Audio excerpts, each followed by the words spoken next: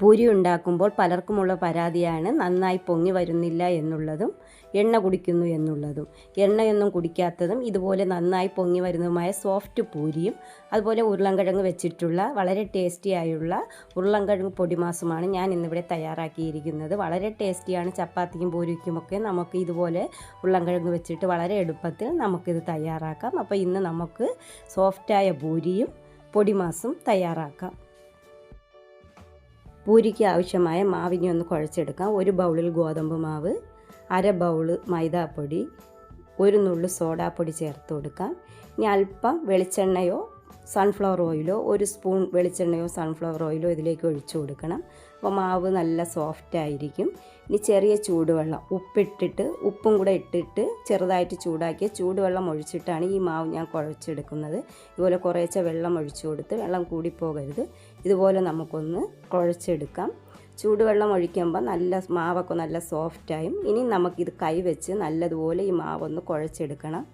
പൂരിക്കായാലും ചപ്പാത്തിക്കായാലും നമ്മൾ മാവ് എത്രത്തോളം സോഫ്റ്റായിട്ട് ഇതുപോലെ കുഴയ്ക്കുന്നോ അത്രയും സോഫ്റ്റായിരിക്കും പൂരി. അപ്പോൾ നമുക്ക് നല്ല സോഫ്റ്റ് ആകുമ്പോഴാണ് പൂരി നല്ല പൊങ്ങി വരുന്നത്. അപ്പോൾ നമുക്കിതുപോലെ കൈവച്ച് നല്ലതുപോലെ ഒന്ന് കുഴച്ചെടുക്കണം. അല്പം എണ്ണ കൂടി ഇതിലേക്ക് ഒഴിച്ചു കൊടുക്കാം. എണ്ണ കൂടി ഒഴിച്ചു കൊടുത്തിട്ട് ഇതുപോലെ നല്ലതുപോലെ ഒന്ന് മയപ്പെടുത്തി സോഫ്റ്റാക്കി ഇതുപോലെ ഒന്ന് കുഴച്ചെടുക്കാം ഈ മാവ്. എന്നിട്ട് ഈ മാവ് നമുക്ക് ഇനി അരമണിക്കൂർ ഒന്ന് റെസ്റ്റ് ചെയ്ത് വെക്കണം. കുറഞ്ഞതൊരു 10-15 മിനിറ്റെങ്കിലും വെക്കണം. ഇതുപോലെ മാവ് തയ്യാറാക്കി വെച്ചിട്ട് നമുക്ക് പൂരിക്ക് ആവശ്യമായ കറി ഉണ്ടാക്കാം. അപ്പോൾ കറി തയ്യാറാക്കുന്ന സമയം കൂടി നല്ല സോഫ്റ്റായിട്ട് ഈ മാവ് തയ്യാറായിരിക്കും. ഉരുളൻകിഴങ്ങ് പൊടിമാസ് തയ്യാറാക്കുന്നതിന് വേണ്ടി 2 ഉരുളൻകിഴങ്ങ് കുക്കറിലൊന്ന് വേവിച്ചിട്ട് നമുക്ക് തൊലിയൊക്കെ കളഞ്ഞിട്ട് ആ ഉരുളൻകിഴങ്ങ് ഇതുപോലെ ഒന്ന് പൊടിച്ചെടുക്കണം. ഒരു സ്പൂണോ ഫോർക്കോ വെച്ചിട്ട് ഇതുപോലെ പെട്ടെന്ന് നമുക്കിതിനൊന്ന് ഉരുളൻകിഴങ്ങിനെ പൊടിച്ചെടുക്കാം. ഇത് വെന്ത ഉരുളൻകിഴങ്ങായതുകൊണ്ട് പെട്ടെന്ന് ഇതുപോലെ പൊടിഞ്ഞു വരും. എന്നിട്ട് നമുക്ക് തയ്യാറാക്കുന്നതിന് വേണ്ടി വെളിച്ചെണ്ണ ഒഴിച്ച് അതിലേക്ക് വെളിച്ചെണ്ണ ചൂടായി വരുമ്പോൾ കടുക് ഇട്ട് പൊട്ടിക്കാം. കടുക് പൊട്ടി വരുമ്പോൾ ഒരു 2-3 വറ്റൽ മുളകും കുറച്ച് കറിവേപ്പില കൂടി ഇതിലേക്ക് ആഡ് ചെയ്ത് കൊടുക്കാം. കറിവേപ്പിലയും വറ്റൽമുളകൊക്കെ മൂത്ത് വരുമ്പോൾ ഒരു സവാള ചെറുതായിട്ടൊന്ന് അരിയണം.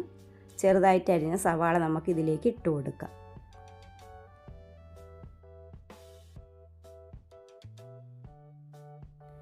സവാള നമ്മൾ ഇതിലേക്ക് ഇട്ട് കൊടുത്ത് സവാള നല്ലതുപോലെ ഒന്ന് വഴറ്റാം. ഇനി ഇതിനോടൊപ്പം തന്നെ ഒരു 3-4 പച്ചമുളക് ചെറുതായിട്ട് കട്ട് ചെയ്തത് ആ പച്ചമുളക് കൂടി ഇതിലേക്ക് ഇട്ട് കൊടുക്കണം. ഇഞ്ചിയും വെളുത്തുള്ളിയും ചെറുതായിട്ട് കട്ട് ചെയ്ത് ആ ഇഞ്ചിയും വെളുത്തുള്ളിയും കൂടി ഇതിലേക്ക് ഇട്ട് കൊടുക്കാം. ഇതെല്ലാം കൂടി നല്ലതുപോലെ ഒന്ന് വഴറ്റിയെടുക്കാം. അല്പം ഉപ്പ് കൂടി ഇതിലേക്ക് ചേർത്ത് കൊടുക്കണം. ഉപ്പ് കൂടി ചേർത്ത് കൊടുക്കുമ്പോൾ നല്ലതുപോലെ സവാള പെട്ടെന്ന് വഴന്നു വരും. ഇതെല്ലാം നമുക്ക് നല്ലതുപോലെ വഴറ്റിയതിന് ശേഷം ഇനി ഇതിലേക്ക് ഒരു തക്കാളി കൂടി ചെറുതായിട്ട് അരിഞ്ഞു വെച്ചിട്ടുണ്ട്. തക്കാളിയും കൂടി ചേർത്ത് കൊടുക്കാം.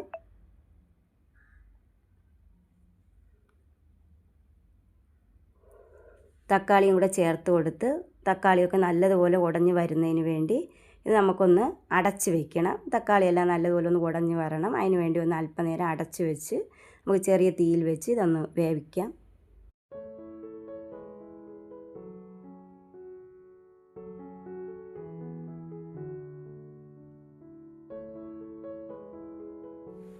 ഇതെല്ലാം നല്ലതുപോലെ വഴന്നു വന്നിട്ടുണ്ട്. ഇനി ഇതിലേക്ക് വേവിച്ച് വെച്ചിരുന്ന ഉരുളൻകിഴങ്ങ് കൂടി ഇതിലേക്ക് ചേർത്ത് കൊടുക്കാം.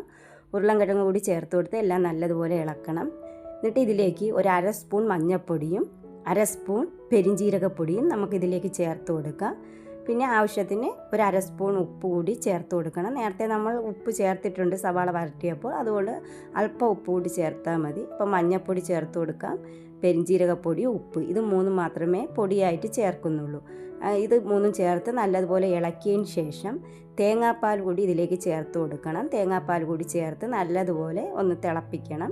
ഇത് വളരെ ടേസ്റ്റിയായൊരു കറിയാണ് ഉരുളൻകിഴങ്ങ് പൊടിമാസ്. നമുക്ക് പൂരിയോടൊപ്പവും ചപ്പാത്തിയോടൊപ്പവും ഒക്കെ കഴിക്കാം. വീഡിയോ ഇഷ്ടമായെങ്കിൽ കൂട്ടുകാർ എൻ്റെ വീഡിയോ ഒന്ന് ലൈക്ക് ചെയ്യണം, ഷെയർ ചെയ്യണം, കമൻറ്റ് ഇടണം. അതുപോലെ എൻ്റെ ചാനൽ എല്ലാ കൂട്ടുകാരും ഒന്ന് സബ്സ്ക്രൈബ് ചെയ്യണം. വീഡിയോ കാണുന്ന കൂട്ടുകാർ ഇതുപോലെ ഒന്ന് തയ്യാറാക്കി നോക്കണം. നിങ്ങൾക്ക് ഇഷ്ടമാകുന്നെങ്കിൽ കമൻറ്റ് ചെയ്യണം.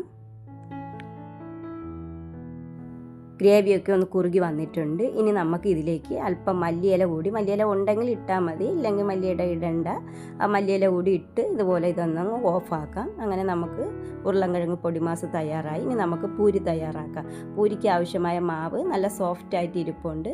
ഇനി നമുക്കിത് കയ്യിൽ വെച്ച് ഉരുട്ടി ചെറിയ ചെറിയ ബോൾ പോലെ ആക്കിയെടുക്കാം. എന്നിട്ട് നമുക്കിത് ഒന്നീ ചപ്പാത്തി പലകയിൽ വെച്ചോ അല്ലെങ്കിൽ ചപ്പാത്തി പ്രസ്സിൽ വെച്ചോ നമുക്കിത് പരത്തിയെടുക്കാം. ഈ പൂരി നമുക്ക് നല്ല സോഫ്റ്റായിട്ട് തന്നെ വരും, നല്ല പൊങ്ങിയും വരും.